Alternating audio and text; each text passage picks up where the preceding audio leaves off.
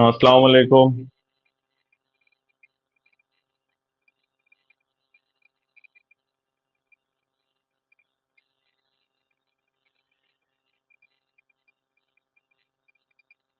चलिए, स्क्रीन नजर आ रही ना आपको? जी सर। ओके, चलिए। तो करंट अफेयर अक्टूबर का हो चुका हमारा। अक्टूबर 2025 का करंट अफेयर हो चुका। उसके ऊपर 7 रिकॉर्डेड लेक्चर्स है आपको, वो कवर कीजिए जो लोग लाइव नहीं रहे। अब सितंबर जा रहे हैं अपन, सितंबर 2025। ठीक है। तो फर्स्ट लेक्चर में अभी लास्ट वीक करंट अफेयर ही कवर कर रहा हूं मैं, लास्ट वीक ऑफ सितंबर। ठीक है। बहुत सारे इंपॉर्टेंट टॉपिक है न्यूज में, आपको कराता हूं मैं। ठीक है। चलिए, यहाँ पर पहला न्यूज आइटम आपको नजर आ रहा होगा। ये इंटरनेशनल रिलेशन से रिगार्डिंग है। ये न्यूज आइटम इंटरनेशनल रिलेशन से। तो करंट अफेयर में आईआर के जो टॉपिक्स होते हैं वहां से सवाल आएगा इंटरनेशनल रिलेशंस में। टॉपिक का नाम है वेस्टर्न आर अरेंजमेंट। ठीक है। तो Wassenaar arrangement is a part of export control regimes. तो अब यूपीएससी प्रीलिम्स के रिगार्डिंग अपने को पढ़ के जाना है।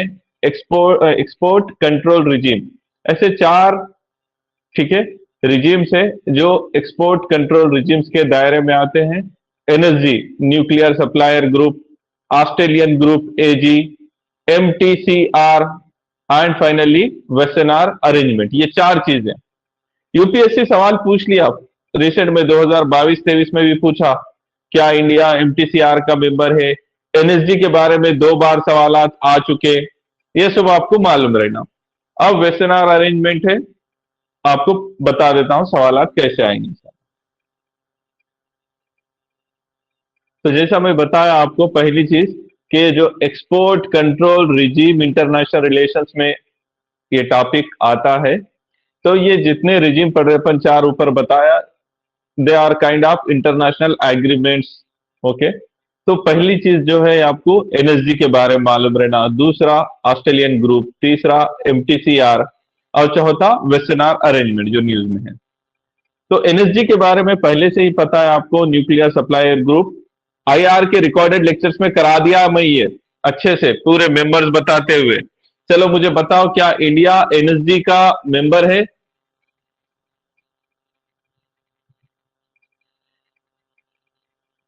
क्या इंडिया न्यूक्लियर सप्लायर ग्रुप का मेंबर है? नहीं है। Very good. India is not a member. बहुत कोशिश कर रहे हैं हम, but we are not a member. ये बहुत इंपॉर्टेंट चीज याद रखो, एनएसजी का इंडिया मेंबर नहीं है। तो एनएसजी का फॉर्मेशन हुआ था 1974 में in the background of our first nuclear successful test जो स्माइलिंग बुद्धा था। उसी बैकग्राउंड में ये ग्रुप बनाया गया था, nuclear supplier group, to prevent nuclear proliferation. कैसा प्रिवेंट करेगा ये nuclear proliferation? By controlling export of materials, nuclear material, export, controlling export of equipment and nuclear technology को कंट्रोल करेगा एक्सपोर्ट को। ठीक है। तो इस तरीके से एनएसजी ग्रुप बनाया गया था। India is not a member. आज भी इंडिया मेंबर नहीं है एनएसजी का, कोशिश कर रहा है। China is a member, China एक मेंबर है एनएसजी का। दूसरा है एक्सपोर्ट कंट्रोल रिजीम में ऑस्ट्रेलियन ग्रुप, स्टैब्लिश्ड इन 1985। ठीक है। किस बैकग्राउंड में हुआ था? Iraq use of chemical weapons during Iran Iraq war 1980-88। तो ईरान इराक वार में इराक ने केमिकल वेपन्स का इस्तेमाल किया था, उस बैकग्राउंड में ऑस्ट्रेलियन ग्रुप स्टैब्लिश किया गया। तो ये क्या करता है? Controls chemical weapon. ठीक है। तो इस तरीके से इसका भी काम होता है। इंडिया इसका मेंबर है, India is member of Australian group. अब रहा एमटीसीआर। ठीक है। Founded in 1987, aims to limit proliferation of missiles and UAVs, unmanned aerial vehicles, drones जो कहते हैं, इनके प्रोलिफरेशन को लिमिट करता है। किस तरीके से? Capable of delivering weapons of mass destruction. तो इंडिया इसका रिसेंट में मेंबर बन गया 2016 में। इसके बाद यूपीएससी ने सवाल भी पूछा, तो वो आंसर में आपको यूपीएससी 22-23 में बताना है कि हाँ इंडिया इसका मेंबर है बोलकर। ठीक है, तो एनएसजी का मेंबर नहीं है, ऑस्ट्रेलियन ग्रुप का है, एमटीसीआर का है, और अब जो न्यूज आइटम है वेसेनार अरेंजमेंट, उसका भी इंडिया मेंबर है। तो वेसेनार अरेंजमेंट इसका इंडिया मेंबर है, 96 में स्टैब्लिश किया गया। क्या एम था इसका? Aims to promote transparency, okay, transparency in transfer of conventional arms and transfer of dual use goods and technologies. ठीक है, तो ट्रांसपेरेंसी प्रमोट करना है, ग्रेटर रिस्पॉन्सिबिलिटी प्रमोट करना कन्वेंशनल आर्म्स एंड टेक्नोलॉजीज में। ठीक है, इंडिया भी इसका मेंबर है। India joint Wassenaar arrangement in 2017। अब बहुत सारे सवाल आ सकते हैं आपको। 4 एक्सपोर्ट कंट्रोल रिजीम एक तरफ देगा, उनके मेन ऑब्जेक्टिव एक तरफ देगा, एनएसजी, ऑस्ट्रेलियन ग्रुप, ठीक है, एमटीसीआर। आप मैच दी फॉलोइंग कर लेना, आंसर निकाल लेना। बाकी इंडिया किसका मेंबर है या किसका नहीं है, तो क्या याद रखना है आपको? एनएसजी का मेंबर नहीं है। नहीं है, बस। अब यहां पर एक प्रैक्टिस क्वेश्चन भी दे रहा हूं आपको।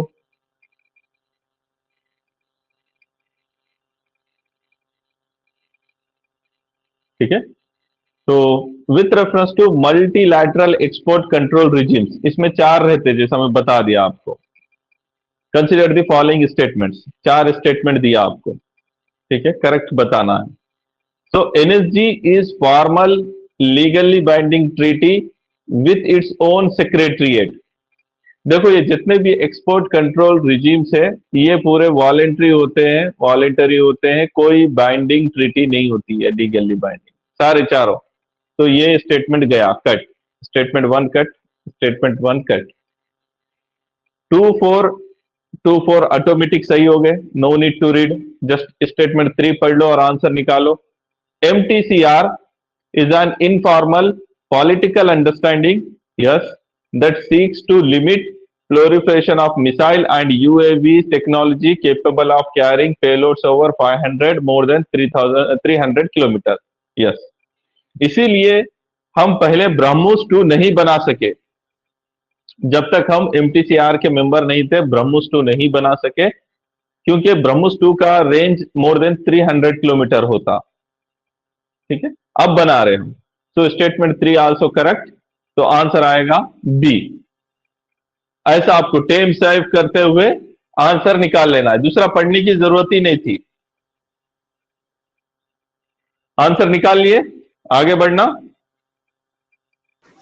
जी सर। हाँ, तो रिसेंट ईयर में ये टॉपिक भी बहुत पूछा यूपीएससी ने, और ये करंट अफेयर में होते हैं। जो ये हमारा यूनेस्को है, जिसके बारे में भी मैं पढ़ा है आपको, यूनाइटेड नेशन के जो 15 स्पेशलाइज्ड एजेंसीज है, स्पेशलाइज्ड एजेंसीज, उसमें से एक यूनेस्को है। इसका हेडक्वार्टर कहां पर है?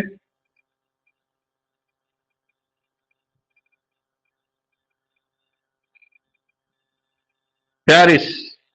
पेरिस में है इसका हेडक्वार्टर, फ्रांस, पेरिस। तो इसकी एक लिस्ट होती है यूनेस्को की, यूनेस्को की रिप्रेजेंटेटिव लिस्ट होती है। इंटेंजेबल कल्चरल हेरिटेज, जो कल्चरल हेरिटेज है उसमें इंटेंजिबल चीजों की एक लिस्ट होती है। ये लिस्ट में अगर से कोई शामिल हो गया तो अपने साथ एग्जाम में बहुत बार पूछा, रिसेंट में 2024 में भी पूछा। तो 15 एलिमेंट्स है, there are 15 elements, okay. Intangible cultural heritage inscribed on UNESCO's representative list, वो 15 एलिमेंट को आपको याद रखना है। देखो, सबसे पहले 2008 में कुटियट्टम, ट्रेडिशन ऑफ वैदिक चैंटिंग एंड रामलीला, ये तीनों इस लिस्ट का पार्ट बने 2008 में। फिर Ramman, then Chhau dance, Kalbelia, folk songs and dances, then Mudiyattu, then Buddhist chanting of Ladakh, Sankirtana. Sankirtana 2013 में इस लिस्ट में हिस्सा बना, हमारे 2017 में यूपीएससी ने प्रीलिम्स में सवाल पूछा था। देन 14 में traditional brass and copper craft of Punjab, then yoga, then Kumbh Mela, Durga Puja of Kolkata, Navroz and Garba. Garba 2023 में लास्ट में हुआ, या 2024 जो लिखे है दरअसल वो 2016 आना था। तो गरबा डांस ऑफ गुजरात वो भी इस लिस्ट का हिस्सा है। ये पूरा न्यूज आइटम पीआईबी का है, इसलिए आपको ये न्यूज आइटम कवर भी करके जाना है। बहुत सारे सवाल डायरेक्टली पीआईबी के वेबसाइट से पूछ रहा। तो अब ये कल्चर का पार्ट है, आपके प्रीलिम्स में आएगा सवाल, अच्छे से करके आना। और उस पीआईबी के न्यूज में ही बहुत सारे रिचुअल्स को उसने खुद एक्सप्लेनेशन दिया, तो अपन उसके बारे में थोड़ा सा डिटेल में पढ़ के जाना। देखो यही न्यूज आइटम है, इसमें कुटियट्टम को एक्सप्लेन करा, उन्हीं मुडियट्टू को एक्सप्लेन करा, और आगे और एक चीज को एक्सप्लेन करा। तो इसका मतलब है कि इनके बारे में यूपीएससी डिटेल में सवाल भी बना सकता। तो भाई ये कुटियट्टम है क्या? ये एक संस्कृत थिएटर ट्रेडिशन है केरला का। जो थिएटर आर्ट्स होते हैं ना, उसी तरीके का संस्कृत ड्रामा है समझो, केरला का। तो कुटियट्टम कहां से है? केरला से है। क्या है ये? संस्कृत थिएटर ट्रेडिशन है, इतना मालूम है ना। ये क्लासिकल ड्रामा है बोले जैसा, परफॉर्म्ड इन टेम्पल थिएटर्स, इसे इसीलिए इसको कुट्टम पलम्स कहते हैं, ठीक है। और कुटियट्टम में म्यूजिक, ड्रामा, स्टोरी टेलिंग वगैरह सब कुछ इन्वॉल्व होता है। ये चीज आपको मालूम रहना। एग्जाम में क्या मालूम रहना भाई, कुटियट्टम क्या चीज है? एक संस्कृत थिएटर ट्रेडिशन है, केरला से है, इतना बहुत मालूम होगा तो बस है। दूसरा मुडियट्टू। मुडियट्टू भी क्या है? एक रिचुअल डांस एंड ड्रामा है, केरला से ही है, केरला से ही है। Goddess Kali and demon Darika, इन दोनों के बीच जो जंग है उसके सामना बताता है यहां पर मुडियट्टू में। मुडियट्टू, ठीक है। अब इसके बाद और एक चीज उसने एक्सप्लेन किया पीआईबी न्यूज आइटम ने, रमन। रमन को एक्सप्लेन किया, रामलीला को, चारों को एक्सप्लेन किया उसने। तो रमन क्या है? ये किस एरिया में मनाया जाता है? रमन उत्तराखंड, उत्तराखंड के जो हिमालयन रीजन है वहां पर मनाया जाता है रमन, ठीक है। यहां पर क्या करते हैं रमन में? Rituals, recitation of Ramayana, songs and mask dances वगैरह ये सब करते हैं ये लोग, ठीक है। सम इंस्ट्रूमेंट्स जो यहां पर रिचुअल्स में, सॉन्ग में, डांसेस में इस्तेमाल होते हैं, वो एक ढोल है, देन दमाव, मंजीरा, झांझर एंड बुमकोरा, ठीक है। तो इससे पहले भी हमारा कोई जो मणिपुरी संकीर्तना है ना, उसके ऊपर एक स्टेटमेंट दिया था कि एक ही म्यूजिक इंस्ट्रूमेंट इस्तेमाल होता है बोलकर एक ऐसा स्टेटमेंट फ्रेम कर दिया था। देखो यहां पर भी 5 म्यूजिक इंस्ट्रूमेंट इस्तेमाल कर रहे हैं। तो रमन हो गया। इसके बाद रामलीला है, ठीक है।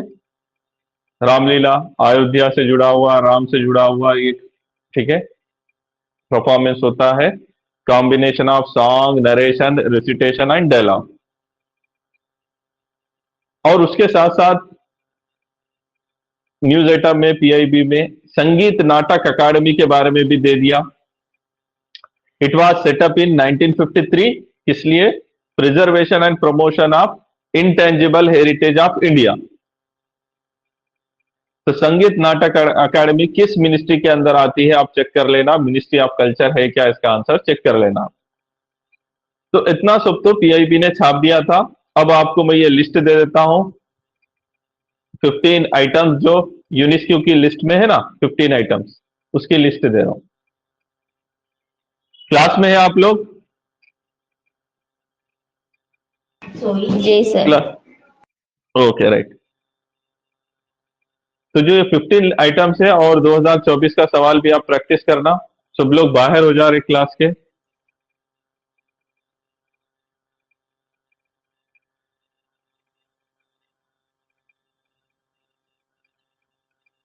हाँ कनीज, ये 15 आइटम्स देखिए, जैसा मैं पहले बताया था 2008 में 3 आइटम्स थे। ट्रेडिशन ऑफ वैदिक चैंटिंग, तो एक तरीके का जिक्र जो करते हैं ना बैठ के आपस में, वही सिस्टम है समझो वैदिक चैंटिंग। रामलीला अभी देखे अपन, रामायण के ऊपर जो परफॉर्मेंस होता। कुटियट्टम क्या है? संस्कृत थिएटर है, केरला से है ये कुटियट्टम। रमन भी देखे आप, रमन भी क्या है? उत्तराखंड के गहरवाल हिमालयास में होता है ये रमन। छाऊ डांस उड़ीसा, झारखंड, वेस्ट बंगाल में होता है छाऊ डांस।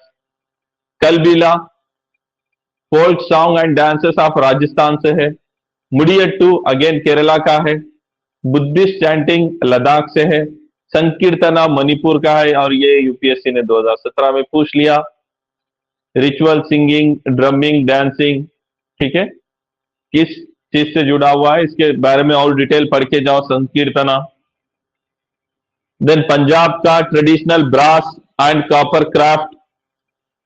नवरोज फेस्टिवल पारसियों का, ये भी इस लिस्ट का हिस्सा है। योगा, कुंभ मेला, दुर्गा पूजा ऑफ कलकत्ता या Durga Puja in Calcutta. Then Garba of Gujarat. ये 15 चीजें हैं, इनके बारे में थोड़ा सा डिटेल में पढ़ के भी जाओ, सवाल आ सकता। खास तौर पर उसने खुद डिटेल में क्या क्या दे दिया अपने को, कुटियट्टम के बारे में दिया, और मुडियट्टू के बारे में दिया, रमन के बारे में डिटेल में दिया, रामलीला के बारे में। बाकी सब भी अपन पढ़ के जाना। नोट कर लिए? जी सर। ओके, यहां पर देखिए 1 से 2 बार ये सवालात पूछे गए हमें भी। ई वेस्ट रूल्स, ये बहुत इंपॉर्टेंट चीजें हैं। इलेक्ट्रॉनिक वेस्ट 2019 के प्रीलिम्स में पूछा गया था हमको, और उसके बाद भी शायद एक बार पूछा ई वेस्ट रूल्स के बारे में सवाल। ये सवालात आते हैं, तो पॉलिसी रिलेटेड सवालात आपको मालूम रहना, ठीक है। तो ई वेस्ट रूल 2022 जो रिसेंट अमेंडमेंट के साथ आए, it aims to ensure environmentally sound management of e-waste and strength EPR, extended producer responsibility। तो ये जो चीज थी, इसी पे सवाल पूछा था हमारे कि भाई एक्सटेंडेड प्रोड्यूसर रिस्पॉन्सिबिलिटी जो है किस कानून का हिस्सा है बोलकर हमें सवाल पूछा था। तो आंसर उसका ई वेस्ट मैनेजमेंट रूल्स, वो आंसर था। तो ये EPR इट रिक्वायर्स मैन्युफैक्चरर्स, ठीक है। तो कोई इलेक्ट्रॉनिक प्रोड्यूसर है, जैसा सैमसंग कंपनी वाला है अपने पास, ओप्पो वाला है, जो भी मैन्युफैक्चरर है, प्रोड्यूसर्स, रिफर्बेशर, सेकंड हैंड माल लेकर फिर आगे बेचने वाला, recycler, to register on CPCB portal. तो इन सब लोगों को क्या है, रजिस्टर करना है सेंट्रल पोल्यूशन कंट्रोल बोर्ड के पोर्टल पे। एंड की प्रोविजंस ऑफ EPR क्या है? environmental compensation for violation, verification and circular economy, ये इसके अहम हिस्से हैं। तो अब न्यूज क्या है देखो, और क्वेश्चन क्या आ सकते हैं वो भी देखो। दी हिंदू की न्यूज थी, इंपॉर्टेंट होती है एग्जाम पॉइंट ऑफ व्यू से।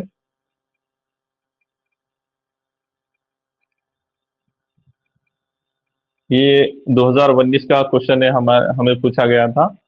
In India EPR, extended producer responsibility, was introduced as a major feature in which of the following? बोलो A, B, C, D। The e-waste management of holding rule 2011। हाँ right, ये answer था हमारा, हो गया। मगर अब तुम लोगों को कितना आसान नहीं आता, अब गहराई में आता, ठीक है ना, इसलिए अच्छे से पढ़ के जाना। वो हमारा जमाना था, हो गया। अब यहाँ पर आओ, तुम्हारे लिए practice question. Consider the following statement regarding e waste management rules in India. 2 statement दिया हमें। E waste rule 2016 introduce EPR mechanism making producers responsible for collection and recycling of e-waste। Yes, सही है, प्रोड्यूसर्स रिस्पॉन्सिबल है। And e waste rule 2022 expanded the scope to include solar PV modules, inverters, batteries। yes, under e-waste, yes। तो both इसका answer है। Solar PV को भी include कर लिया गया।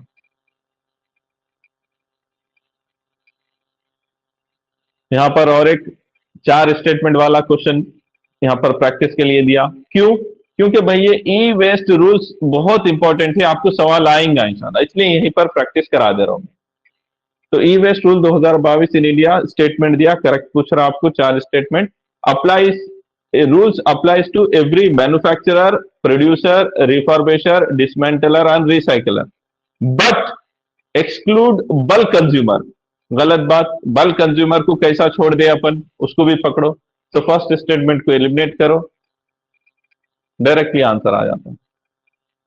ठीक है, बाकी ये तीनों स्टेटमेंट सही है, आप बाद में रीड कर लो। इसमें एक स्टेटमेंट ये है, CPCB is responsible for random sampling and verification काम, तो सही है, वो भी अपन देखे थे। चलिए,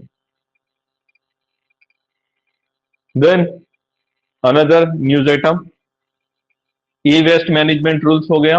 अब यहां पर देखिए, updated Rangarajan poverty line estimation.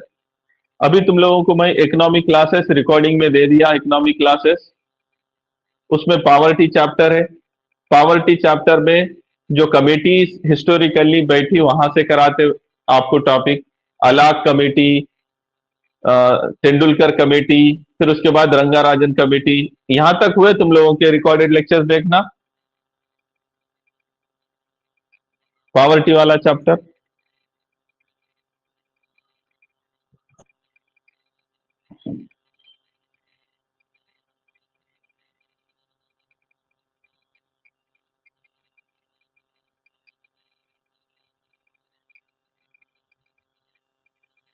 क्या क्लास से बार बार बाहर हो जा रहे कनीस, टेक्निकल इशू है क्या कुछ?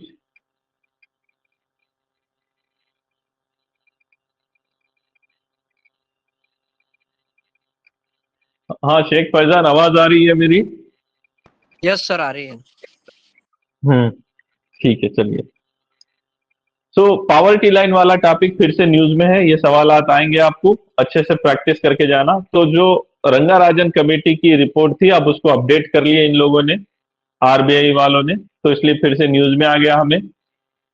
तो economist from RBI updated poverty line established bye Rangarajan committee, ठीक है, by using house hold consumption expenditure सर्वे 2022-23। तो इस सर्वे का इस्तेमाल करते हुए पावर्टी लाइन को अपडेट कर लिए। किसकी पावर्टी लाइन बोले तो रंगाराजन कमेटी की। अब देखो, अब अपने को क्या तैयार कर लेना है बोले तो ये रंगाराजन कमेटी के बारे में थोड़ा सा मालूम है ना। ये कमेटी कंस्टिट्यूट हुई थी 2012 में, रिपोर्ट सबमिट कर दी 2014 में, और इसने urban poverty line, rural poverty line अलग अलग बताया। देहात वाली रूरल पावर्टी लाइन इसने बताया कि 972 रुपीज पर मंथ, यानी 32 रुपीज पर डे। इसके नीचे कोई देहाती कमाएगा तो वो पावर्टी लाइन में आ जाएगा, बिलो पावर्टी लाइन में आ जाएगा, बीपीएल कहलाएगा। इसी तरीके से अर्बन में कोई 1407 रुपए या 47 रुपीज पर डे से कम, तो वो बीपीएल अर्बन वाला हो जाएगा। और इस तरीके से इन्होंने बताया कि भाई पूरे हिंदुस्तान में 29.5% जो है इंडियन पॉपुलेशन वो गरीब है, पोर है, बेस्ड ऑन 2011-12। तो इन्होंने 2014 में ये रिपोर्ट सबमिट कर दी थी। तो ये रिपोर्ट में ज्यादा लोगों को गरीब बताया गया, इसलिए government did not take a call on the report, ठीक है। और इससे पहले जिस कमेटी की रिपोर्ट चल रही थी उसी पर चला गवर्नमेंट का काम। तो poverty is measured using Tendulkar poverty line. तो तेंदुलकर पावर्टी लाइन ने कुछ 21.9% लोगों को गरीब बताया था, ठीक है। रंगाराजन ने ज्यादा बताया 29.5। अब अपडेट्स में क्या आया? अब जो रिसेंट अपडेट्स है आरबीआई के, उसके मुताबिक हाईएस्ट पावर्टी है छत्तीसगढ़ में, ठीक है, छत्तीसगढ़ में। और lowest rural poverty Himachal Pradesh में, लोवेस्ट अर्बन पावर्टी तमिलनाडु में, और सबसे ज्यादा गरीबी पर काम कहां पर किया गया। इंप्रूवमेंट कहां पर आई? बिगेस्ट अचीवमेंट उड़ीसा में आई, बिहार में आई।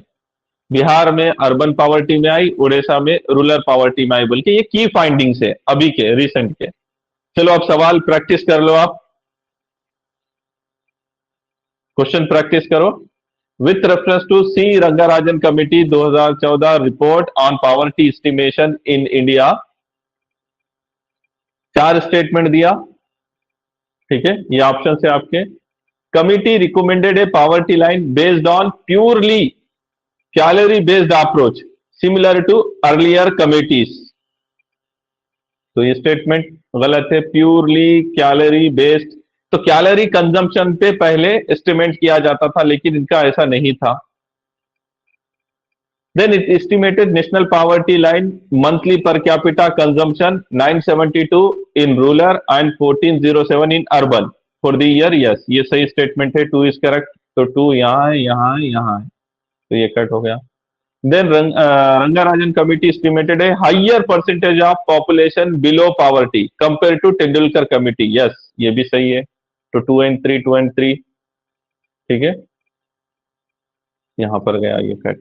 Committee's methodology used mixed reference period data of NSSO, ठीक है। तो मिक्स्ड किया या नहीं किया, वो जो बेसिक्स वाली क्लास थी उसमें आपको पता चल जाएगा। फिर भी यहां पर एक्सप्लेनेशन में दे रहा हूं मैं, मिक्स नहीं बल्कि उन्होंने मॉडिफाइड वाला कॉन्सेप्ट इस्तेमाल किया था। सो ये स्टेटमेंट बिफोर भी इनकरेक्ट आएगा, ये कट हो जाएगा, आंसर आएगा 2 and 3। तो ऐसे डिटेल में भी क्वेश्चन आ सकता, प्रैक्टिस करके जाओ।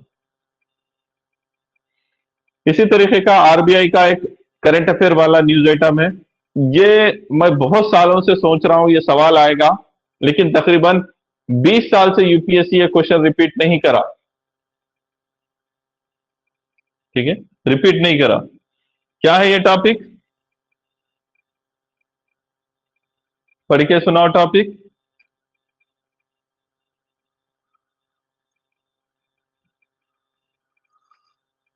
WMA। WMA, ways and means advances. तो आरबीआई के फंक्शंस जो आपको इकोनॉमी में पढ़ा दिया मैं, उसको जाकर रिवाइज करो, वहां पर आपको वेज एंड मींस एडवांसेस मिलेगा। अब यहां पर क्या न्यूज आइटम है? RBI has set ways and means advances limit for central government at 50,000 crore, ठीक है। तो ऐसे कुछ लिमिट लगाई बोलकर न्यूज आइटम चल रहा, तो उस बैकग्राउंड में अपने को मालूम रहना ये चीज क्या है। तो वेस एंड मींस एडवांसेस, यानी आरबीआई गवर्नमेंट को एडवांस दे रही है। It is a temporary advance given by RBI to central या स्टेट या यूनियन टेरिटरीज। तो कुछ एडवांस देती है over any mismatch in receipt and payments, and it has been decided in consultation with central government. तो जो भी है ये, इससे पहले यूपीएससी ने एक बार सवाल पूछा था, फिर नहीं पूछा, प्रैक्टिस तो करके जाना अपना काम है। Then another news item science and technology से है।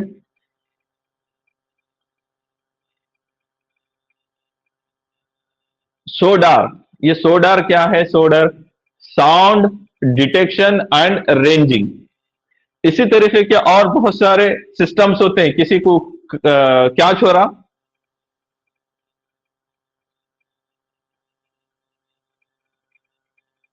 सोनार होता है, एक लैडर होता है, मालूम? ये सब आप देख कर जाओ। तो सोडार सिस्टम क्या है देखो। On the occasion of CSR foundation day on 26 September, SODAR, that is sound detection and ranging system facility, was inaugurated at IMD। तो ये सोडार सिस्टम किसने डिजाइन किया? Design and developed by CSIR। CSIR ने ही, उसके एक institute ने ही, ठीक है, भोपाल वाले ने ही डिजाइन एंड डेवलप किया, ठीक है।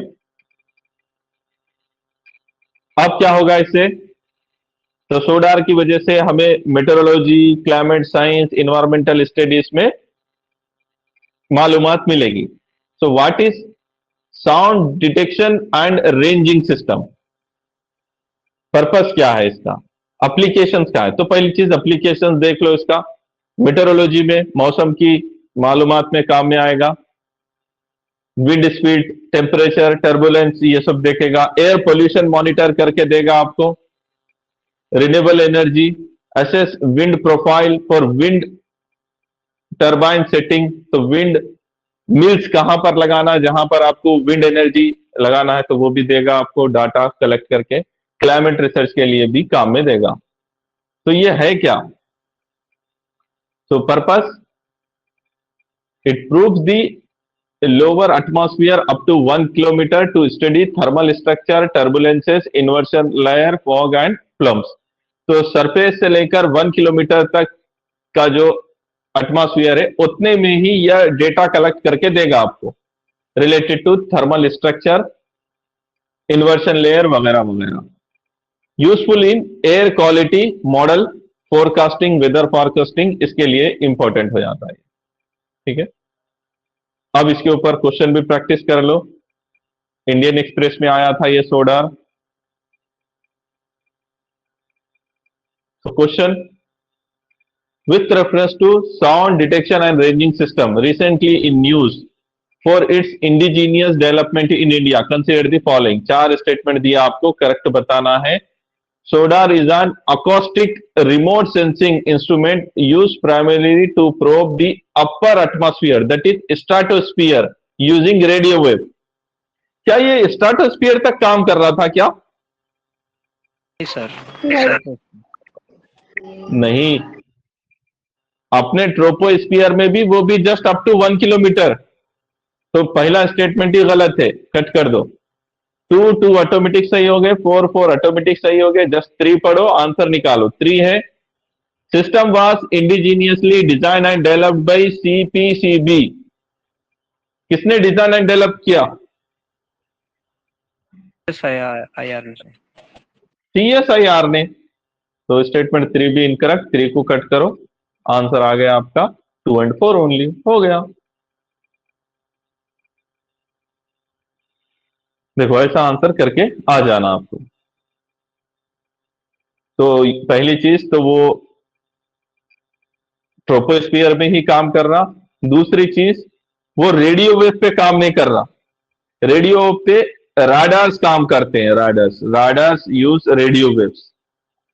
ठीक है, सोडार साउंड वेव्स इस्तेमाल करेगा, अकॉस्टिक साउंड वेव्स को इस्तेमाल करेगा, वो भी लोअर एटमॉस्फेयर में ही काम कर रहा। वो सब देखे थे अपन। चलिए next news item, red Sanders again in news.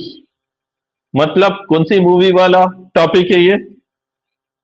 Pushpa वाला, पुष्पराज। ठीक है, यही चल रहा है। तो ये हमें भी 2 बार सवाल आया, 2016 में एक बार सवाल आया था हमारे, और एक बार आया, शायद याद नहीं है, लेकिन आया था सवाल।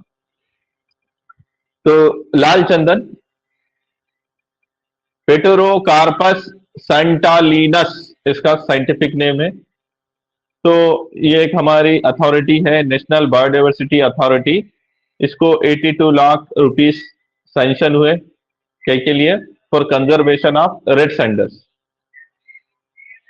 इसके जो जंगल में किस तरीके से ये पौधे को उगाना है, इलीगल कटिंग नहीं होना, देखना करना बोलकर उसको कुछ पैसे दिए गए, जो भी है। तो ये जो अथॉरिटी है, ये एक स्टैट्यूटरी बॉडी है, किस कानून के तहत बनाई गई?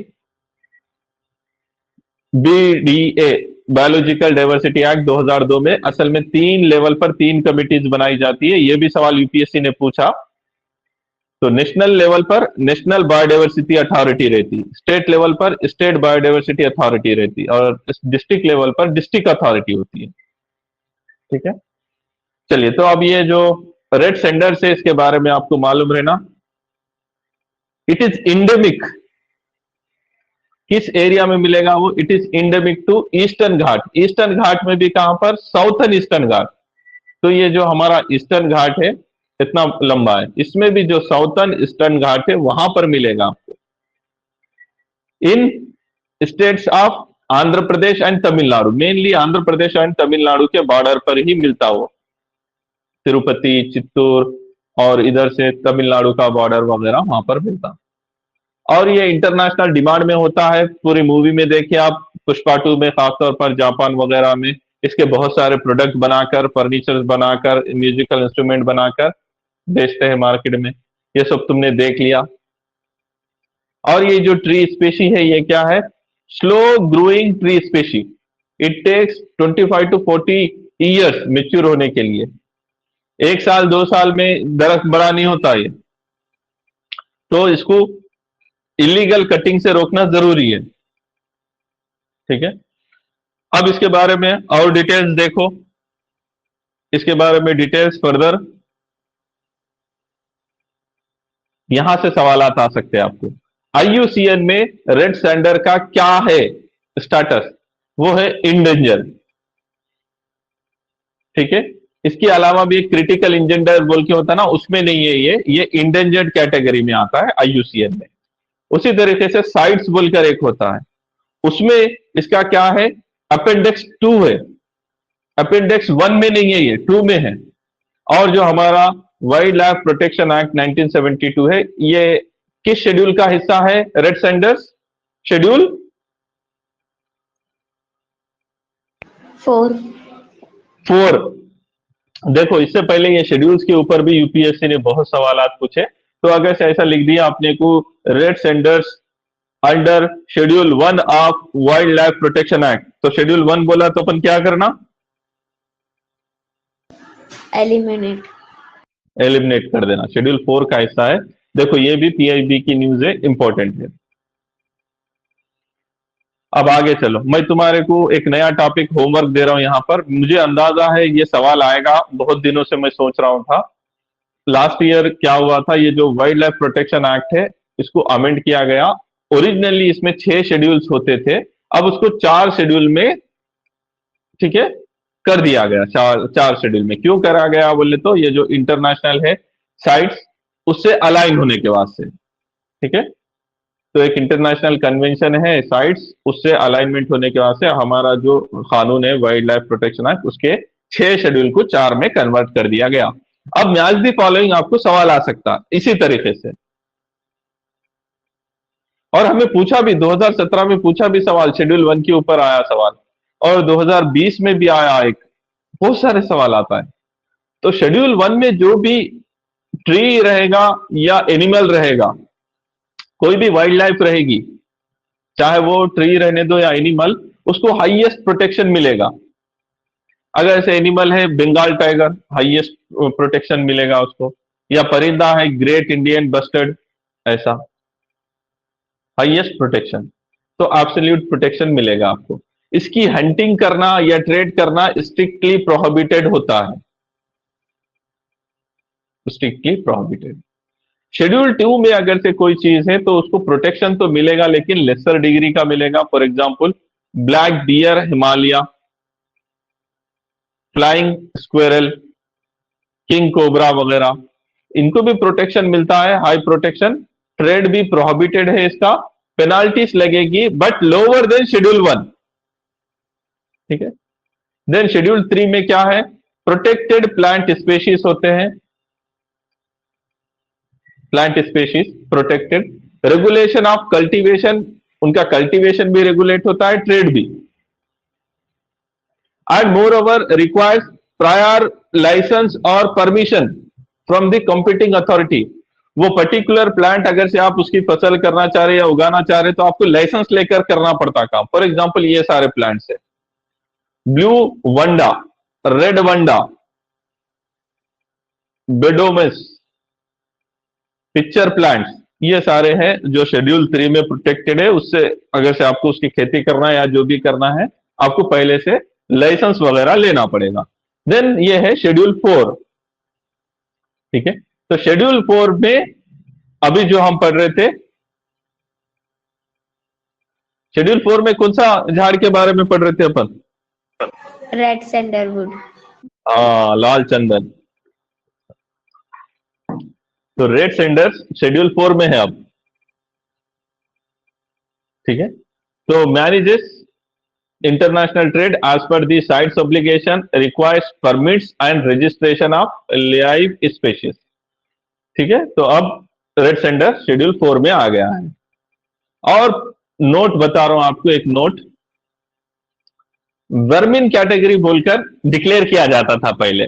तो ओरिजिनली शेड्यूल 5 जो था उसमें वर्मन कैटेगरी होता था। कोई एनिमल है अगर से उसको गवर्नमेंट ने वर्मिन बोलकर शेड्यूल 5 के तहत घोषित कर दिया तो उसको मार सकते थे। ठीक है, उसकी हंटिंग वगैरह या उसको मारना परमिशन थी। लेकिन अब वो यहाँ शेड्यूल 5 ही नहीं है तो वर्मन कैटेगरी भी चलेगी। सो farmer schedule 5 which listed vermin animals that could be hunted has been removed. Central government retains the power to declare any species as vermin in a specific area if they possess a threat to human life or property. कोई एक जंगली सांड है समझो, किसी area में बहुत ज्यादा परेशान कर रहा, ठीक है, नील गाय बोलकर होती है, नील गाय वो ज्यादा परेशान कर रही, तो उस पर्टिकुलर एरिया में सेंट्रल गवर्नमेंट के ऑर्डर आने के बाद उसको वर्मन बोला जाएगा और उसको मार सकते, तब तक नहीं मारना। ऐसा होता है। ये थोड़े से सवाल पूछे गए यूपीएससी के और इस साल भी पूछ सकता है, इसलिए इतना डिटेल में पढ़ा रहा हूं मैं। इसके ऊपर प्रैक्टिस कर लो। और एक आसान क्वेश्चन प्रैक्टिस करा रहा हूं यहां पर, आसान है क्वेश्चन। हाँ, यहां सवाल है, which of the following animals is और are prohibited under highest degree of legal protection, that is schedule 1 as per wildlife protection act as amended. तो रीसेंट अमेंडमेंट के हिसाब से शेड्यूल 1 में कौन है इसमें से पूछ रहा है। ग्रेट इंडियन बस्टर्ड था, राइट। कॉमन क्रू नहीं था, तो नंबर 3 वाले कट करो, 3 गया, ठीक है। 1 4 2 4 सब है यहां पर। ब्लैक बक को जाकर वापस देखो, लायन भी था, 1 में ही था लायन। 1 एंड 4 तो आंसर में रहेगा, तो आंसर ए या बी में से कोई है, ठीक है। सर ब्लैक बक भी था उसके अंदर। ब्लैक बक भी था, काला हरण, यही है ना सलमान खान का पीछा नहीं छोड़ने वाली चीज, ब्लैक बक, मालूम है? यहाँ है ब्लैक बक, सलमान खान का पीछा आज तक नहीं छोड़ रही है चीज। चलिए, तो शेड्यूल 1 में ही प्रोटेक्टेड था वो। अब यहां पर एक इवेंट हुआ है, कल्चर से रिलेटेड एक इवेंट है। हाँ, तो करंट अफेयर में देखिए ये इवेंट क्या है। 3rd addition of उनमेशा, 3rd addition के बारे में कुछ चल रहा है। अब यहां पर देखिए आप, it is a international literature festival Unmesha, उसका 3रा एडिशन हुआ। तो हमारे वाइस प्रेसिडेंट साहब राधा कृष्णन साहब गए थे वहां पर अटेंड करने के लिए। कहां पर हुआ? ये बिहार में हुआ था। तो ये उनमेशा है क्या, एक बार देख लेना। It is Asia's largest and most inclusive international literature festival. Asia's largest, अगर से वर्ल्ड लार्जेस्ट बोल दिया तो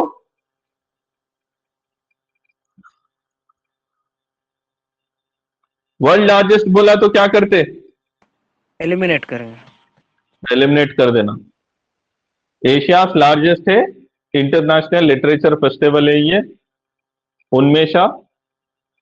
it is a celebration of literature in multiple languages, offering a platform for writers, ठीक है, across 15 countries, more than 100 languages।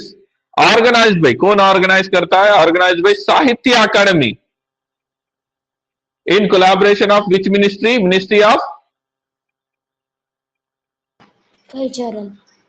Culture. बाद में वो क्या करेगा, इन दोनों के नाम बदल देता है। It was organised by Sahitya Akademi in collaboration with ministry of education. तो हम पढ़ के नहीं गए तो क्या लगता है, अरे लिटरेचर फेस्टिवल है ना, ये एजुकेशन वाले करते होंगे बोल के हम सही समझ लेते, बट कल्चर है ये, मिनिस्ट्री ऑफ कल्चर। तो ये सारे टॉपिक्स आपको मालूम रहना, पीआईबी की न्यूज है इसलिए भी आपको इंपॉर्टेंट है, ठीक है। तो अब 3रा एडिशन कहां हुआ था? बिहार में हुआ था। अब एक प्रैक्टिस क्वेश्चन करा देता हूं, देख लो।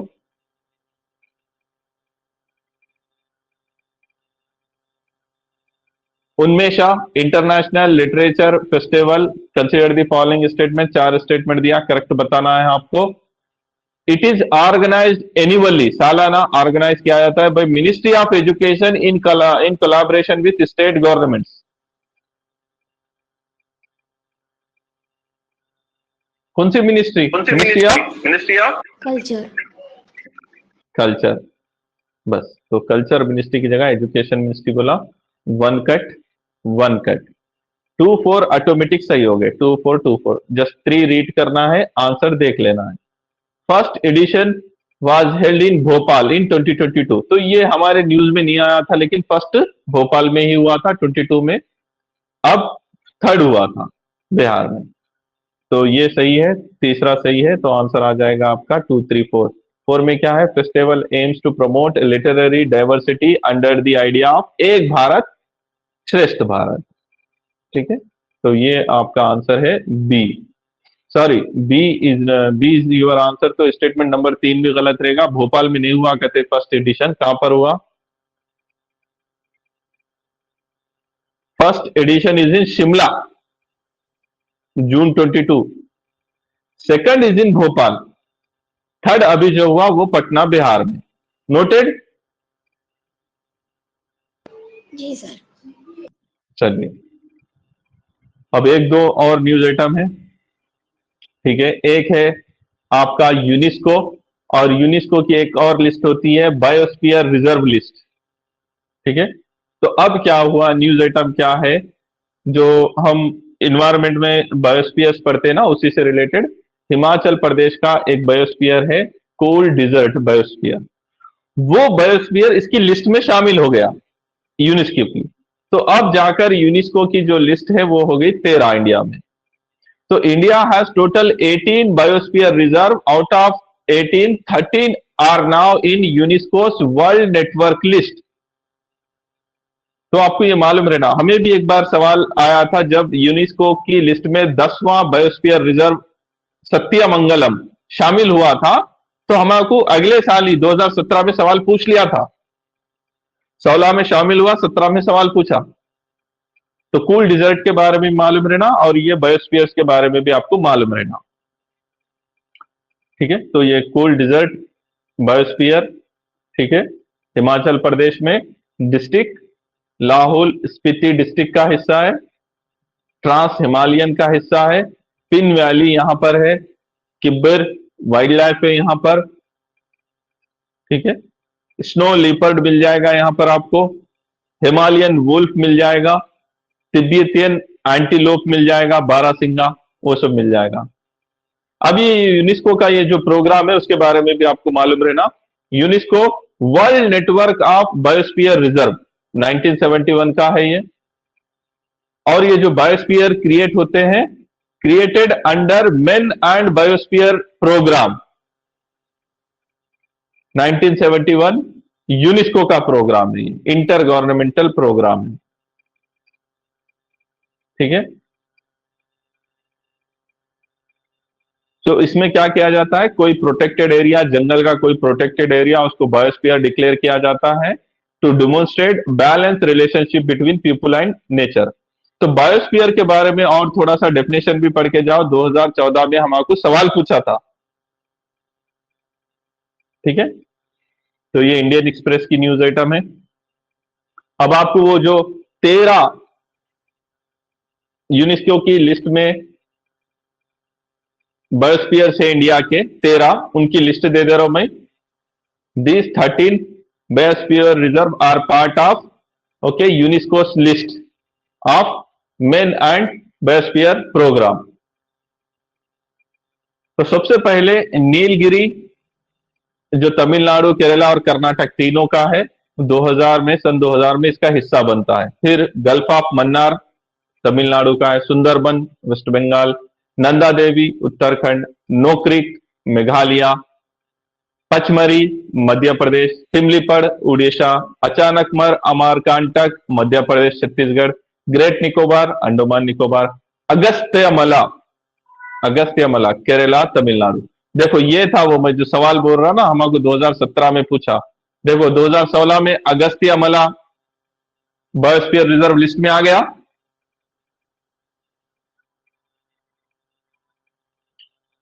सत्रह में हमको सवाल पूछा था। सो अगस्त्यामला केरला एंड तमिलनाडु, देन कंचनजंगा सिक्किम में है, पन्ना मध्य प्रदेश में है, कूल डिजर्ट हिमाचल प्रदेश में है, 2025 में हिस्सा बन गया। तो इस तरीके से 13 बायोस्फीयर रिजर्व आउट ऑफ 18। और ये स्टेट वाइज आपको मालूम भी रहना, मैच दी फॉलोइंग सवाल पूछ सकता। तो प्रैक्टिस क्वेश्चन है यहां पर आपके लिए, बायोस्फीयर्स और उनके state wise location correct incorrect बताना है। अगस्तमला, नोक्रिक, ग्रेट निकोबार, सिमलीपल, कोई गलत दिख रहा क्या?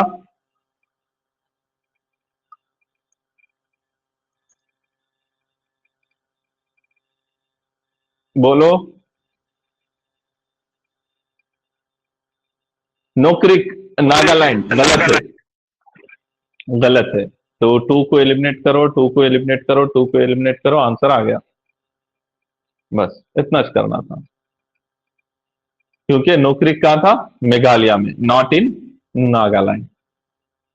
देन लास्ट न्यूज आइटम आज का एक कॉन्सेप्ट है,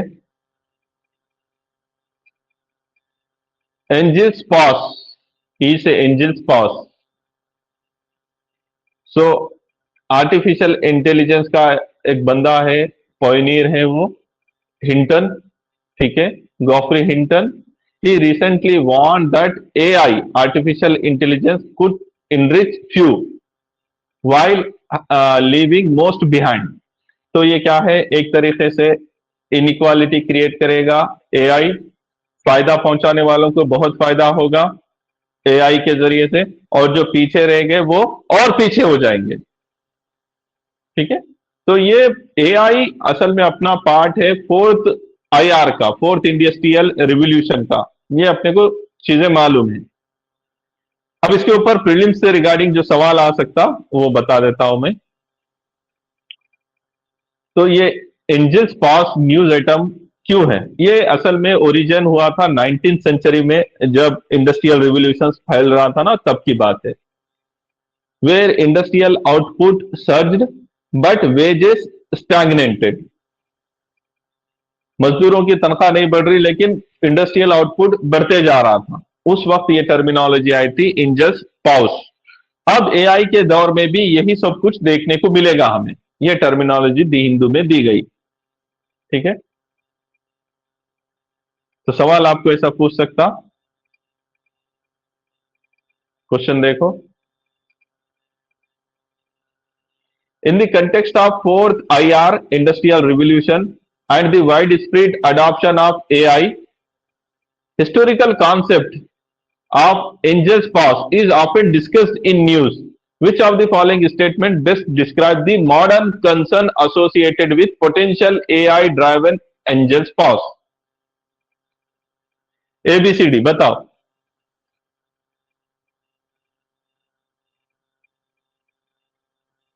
क्या आंसर इसका? सी होगा क्या आंसर? वेरी गुड, सी। तो एआई से क्या होगा? प्रोडक्टिविटी गेन्स फ्रॉम एआई में initially concentrate wealth among few corporations and few skilled individuals, उन्हीं को फायदा होगा, leading to a period of waste, stagnation and increase inequality for majority of workers. जो पीछे रह गए वो पीछे रहेगी। तो ये सारी चीजें हैं, इस तरीके के सवाल आ सकते हैं करंट अफेयर में, आपको ऐसा पढ़ना है इंशाल्लाह। ठीक है, so again we will continue. आगे की क्लासेस भी सितंबर के मंथ के ही करना है अभी। हाँ, अभी तो एक ही क्लास हुई सितंबर पे।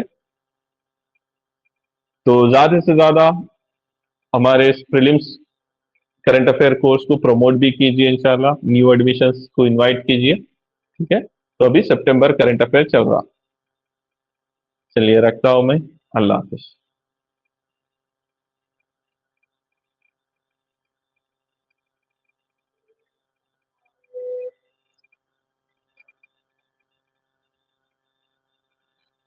आज आवाज लाइट तो नहीं हुई थी ना?